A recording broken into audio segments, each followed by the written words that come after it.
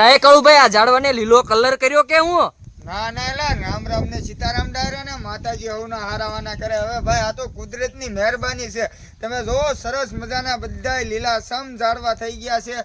અને હવે આપણે ઝાડવા પાવાનું કામ બંધ કરવાનું છે અને આપણે નવા ઝાડવા સોંપવાનું કામ કરવાનું છે.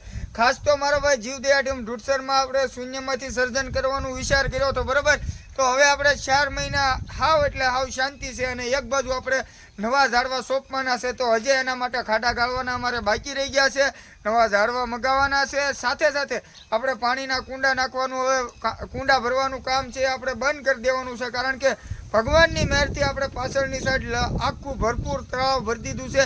અને ભાઈ આપણે અહીંયા બધા ઝાડવા છે ને પક્ષીઓ ખાઈ શકે એમાંથી ફળ એવા વાવવાના છે. અને જે વાવેલા ઝાડવા છે એમાં ઘણા બધા ઝાડવા છે. હું તમને નામ પણ બતાવી દઉં કે ભાઈ ઉમરો છે, પીપળો છે, બીલીપત્ર છે, જામફળ છે, બદામ છે, પછી ઘણા બધા એવા જાંબુડા પણ છે.